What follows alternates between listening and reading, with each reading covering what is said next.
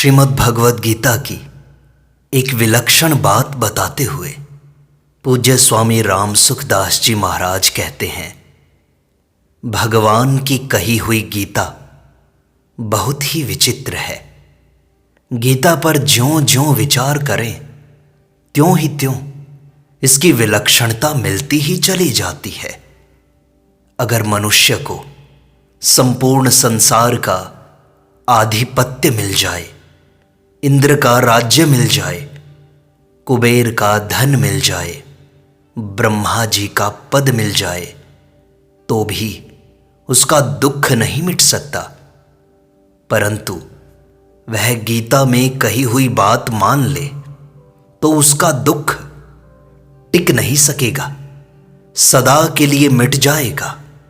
उसका संताप, उसकी जलन, उद्वेग, हलचल, चिंता, शोक, भय इत्यादि सभी आफतें मिट जाएंगी और वह सदा के लिए कृतकृत्य, ज्ञात ज्ञातव्य और प्राप्त प्राप्तव्य हो जाएगा।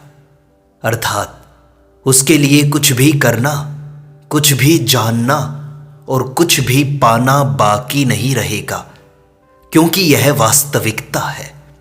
गीता की ऐसी विलक्षण महिमा है कि जिसका कोई वर्णन नहीं कर सकता।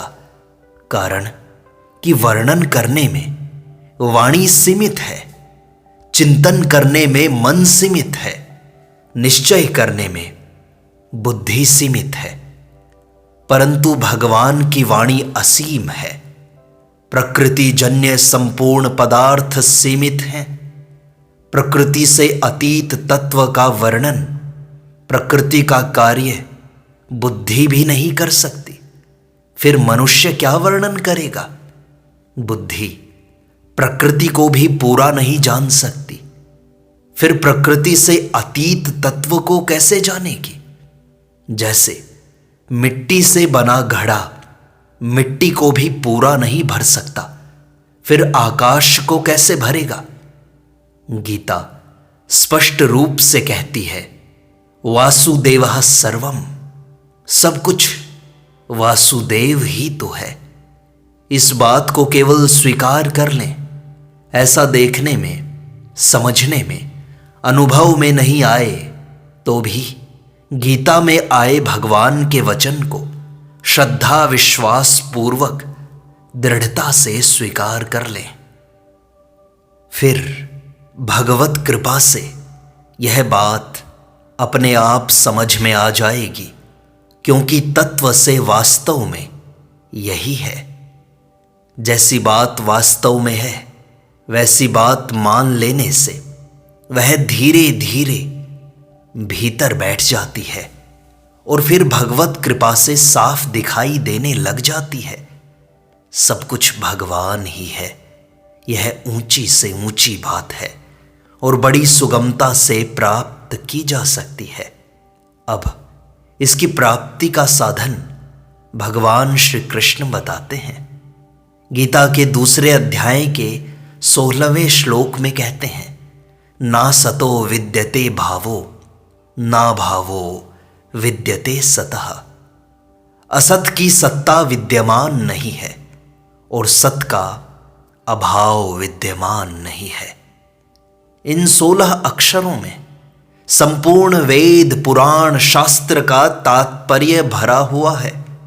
असत और सत, इन दो को ही प्रकृति और पुरुष, क्षर और अक्षर, शरीर और शरीरी, अनित्य और नित्य, नाशवान और अविनाशी आदि नामों से कहा गया है। देखने में, सुनने में, समझने में, चिंतन करने में, निश्चय करने में जो कुछ भी आता है वह सब असत ही तो है। जिसके द्वारा देखते हैं, सुनते हैं, चिंतन करते हैं वह भी असत है और दिखाई देने वाला भी असत है। असत की सत्ता विद्यमान नहीं है और सत का अभाव विद्यमान नहीं है। इसका तात्पर्य है कि एक सत परमात्म तत्व के सिवाय कुछ भी नहीं है। यह सबके प्रत्यक्ष अनुभव की बात है कि अपने राग के कारण दिखाई देने वाले शरीर और संसार एक क्षण भी स्थिर नहीं रहते, प्रत्युत हरदम मिट रहे हैं। जैसे पहले हम बालक थे, हमने बालकपन को कभी छोड़ा नहीं, फिर भी वह छूट गया ना।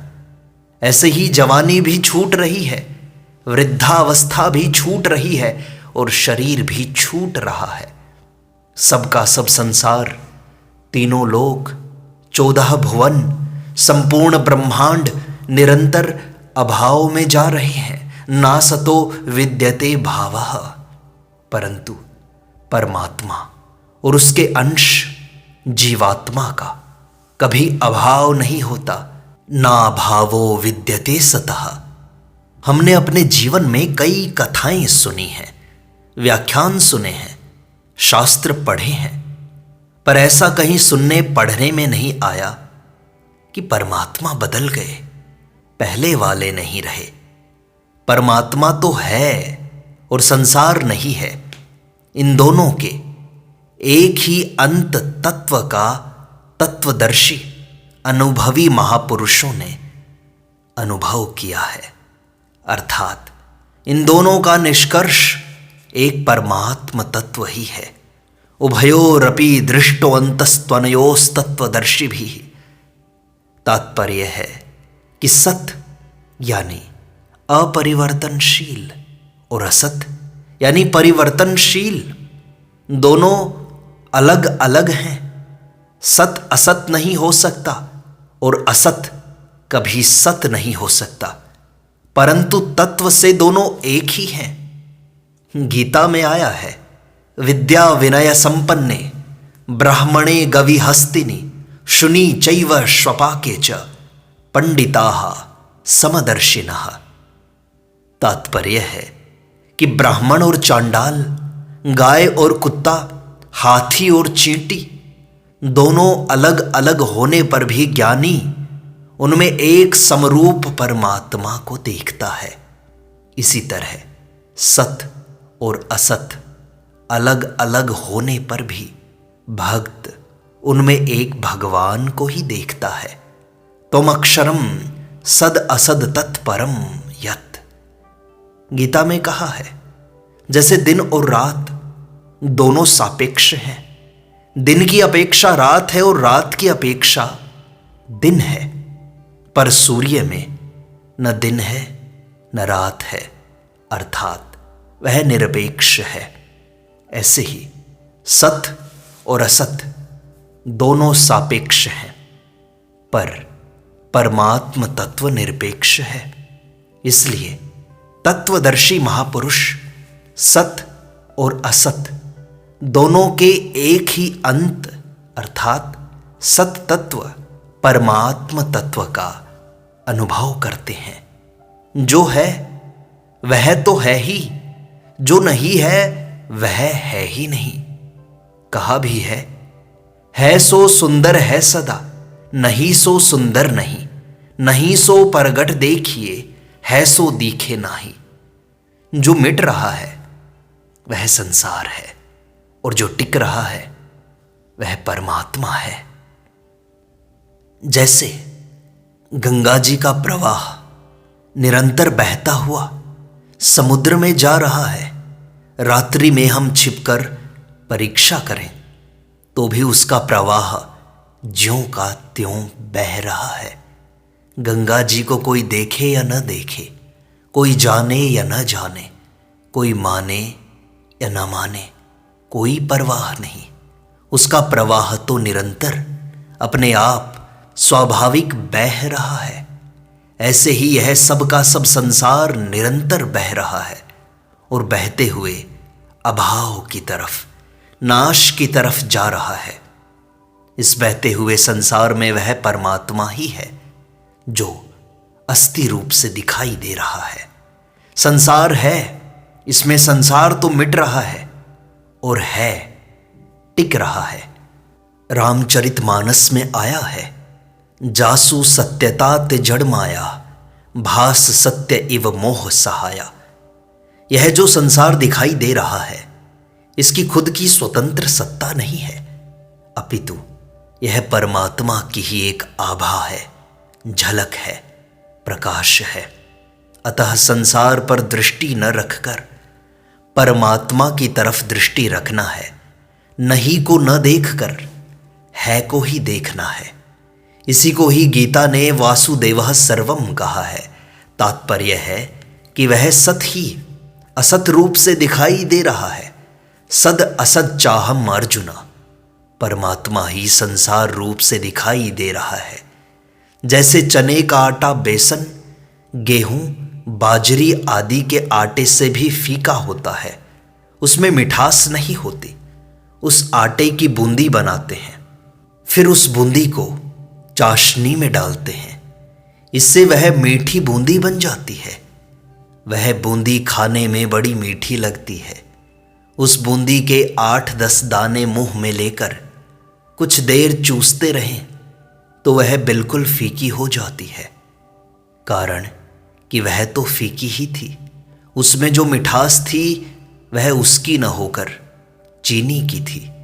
इसी तरह संसार फीका है, अर्थात संसार का जो है पना है वह संसार का न होकर परमात्मा का ही है। केवल राग के कारण ही संसार है दिखाई देता है, परंतु यह दृष्टांत एक देशीय है, कारण कि बूंदी को चूसने से उसकी मिठास तो निकल जाती है, पर फीका बेसन शेष रह जाता है। परंतु परमात्मा का अनुभव होने पर संसार का संसार रूप से अत्यंत अभाव हो जाता है। कुछ भी नहीं बचता, परंतु परमात्मा ही बचते हैं, परमात्मा ही बचते हैं।